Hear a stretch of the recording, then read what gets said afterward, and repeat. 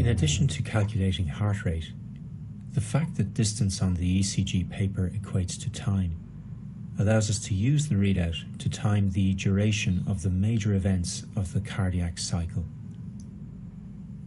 We've seen that at a standard recording speed of 25 millimeters per second, 5 large squares corresponds to 1 second. Therefore, 1 large square corresponds to 1/5 of a second, and 1 small square to 0.04 seconds. There are a few numbers coming up now which you simply must learn.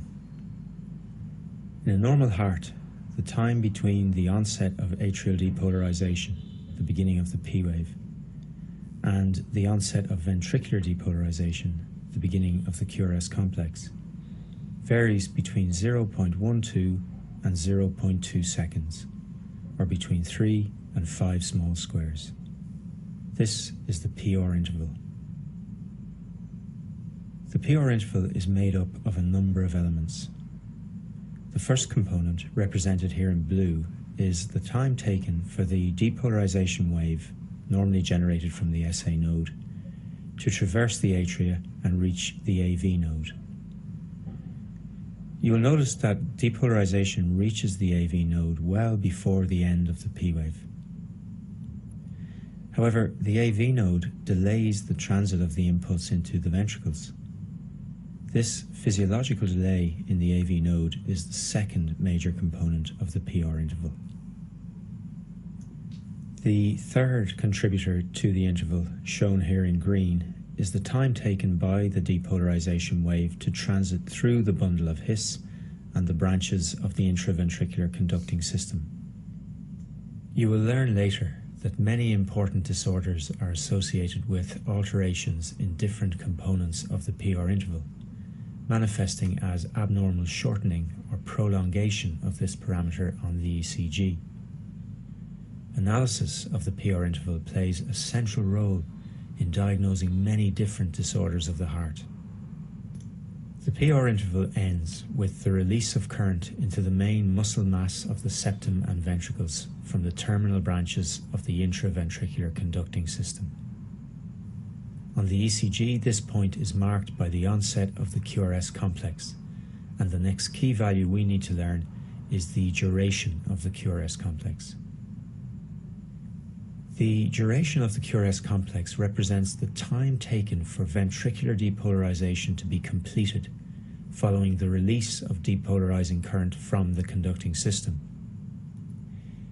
It also includes the time taken for the recording needle to return to baseline when the flow of depolarizing current in the ventricles has ceased. The conducting system of the ventricles is a highly specialized tissue capable of transmitting the depolarization wave rapidly around the chambers. Note, therefore, that with an intact conducting system, depolarizing current is delivered to all sectors of the ventricles in a very short time period, and ventricular depolarization of all regions of the chambers is complete within 0.12 seconds, that is, 3 small squares. A normal QRS complex is less than 3 small squares in width. You will learn later in this course that the width of the QRS complex is absolutely central to the ECG interpretation of life-threatening arrhythmias. You must remember this number. The duration of ventricular repolarization is also important in clinical practice. The time between the onset of ventricular depolarization and the end of ventricular repolarization, that is, the beginning of the QRS complex and the end of the T wave on the ECG, is termed the QT interval. When the heart rate is 60 beats per minute, the QT interval should be less than 0.45 seconds in an adult male, with a slightly higher upper limit for adult females.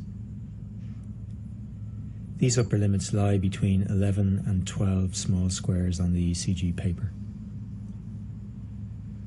It is important to realize, however, that the measured QT interval varies with heart rate, becoming shorter as the heart speeds up or longer when the heart slows down. Therefore, particularly at higher heart rates, it is possible to miss an underlying prolonged QT interval. The discussion which follows may seem academic, but it is important clinically. Abnormally slow ventricular repolarization, evidenced by a prolonged QT interval on the ECG, places patients at risk of fatal arrhythmias when treated with certain commonly used drugs.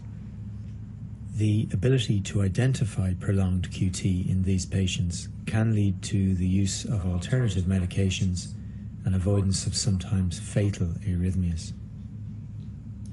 When faced with an ECG with a heart rate other than 60 beats per minute, to calculate the true underlying QT interval, referred to as the corrected QT interval, we use the formula shown on screen.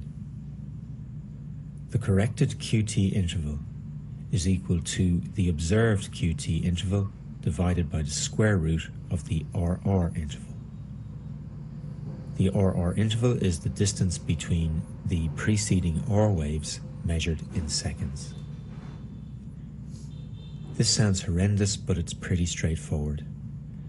Let's try and calculate the corrected QT interval on this readout from AVL.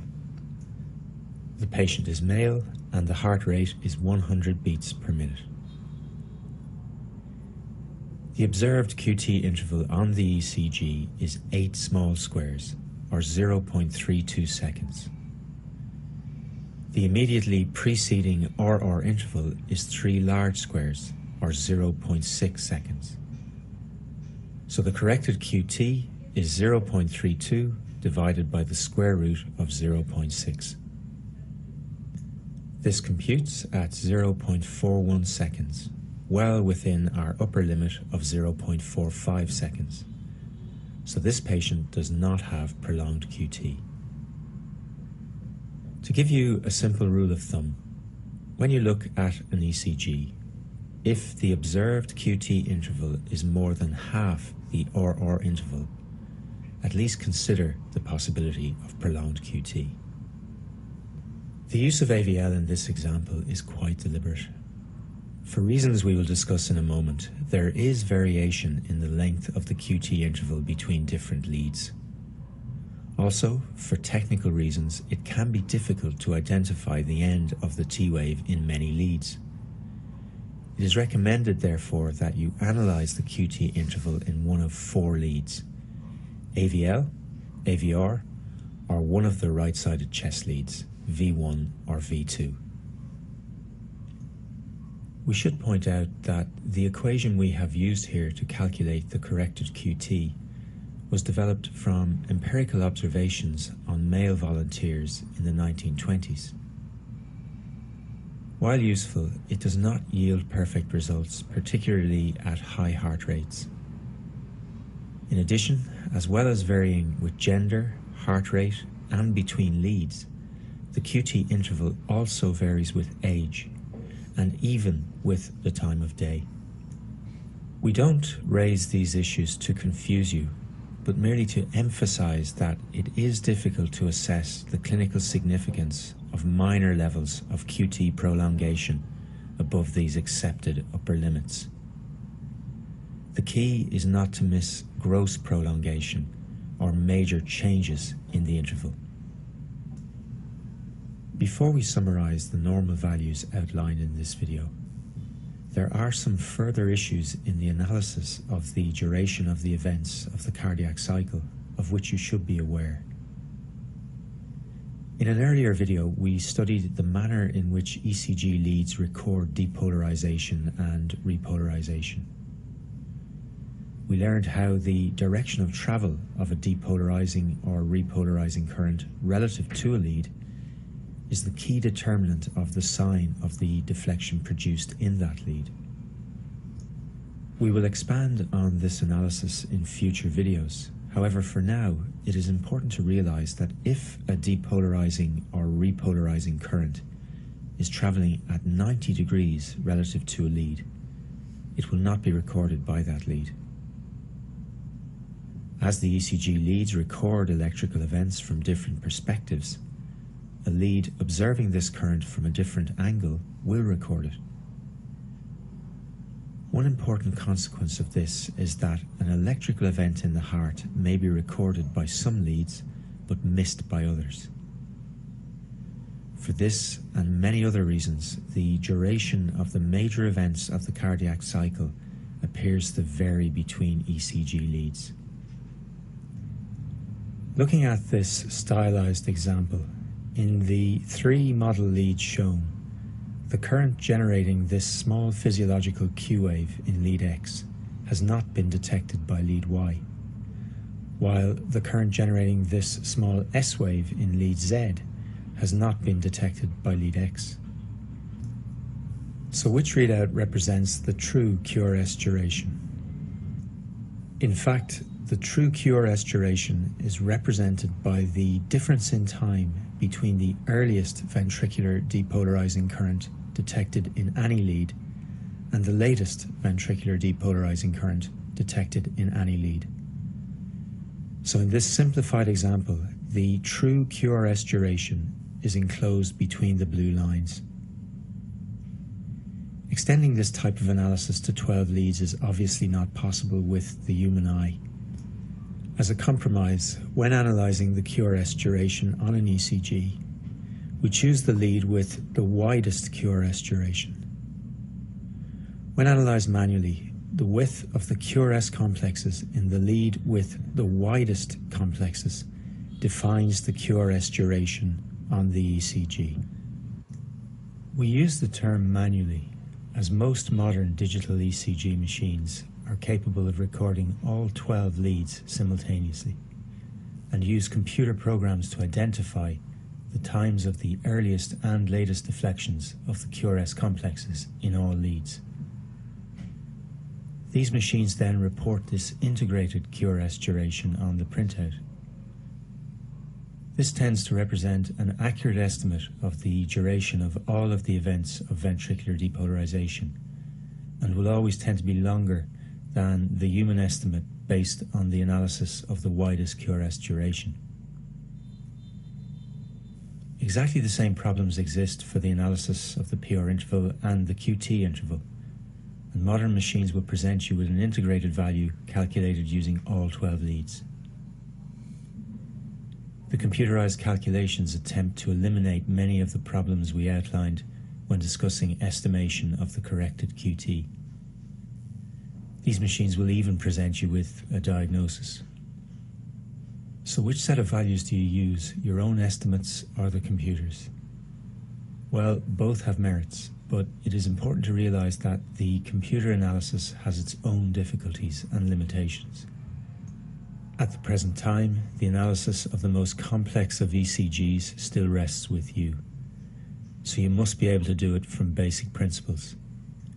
And to do so, you must understand or at least be aware of these principles. The importance of the normal values outlined in this video will become increasingly obvious as we discuss the ECG in disease states.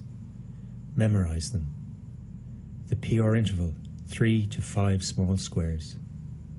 The QRS complex duration, less than 3 small squares.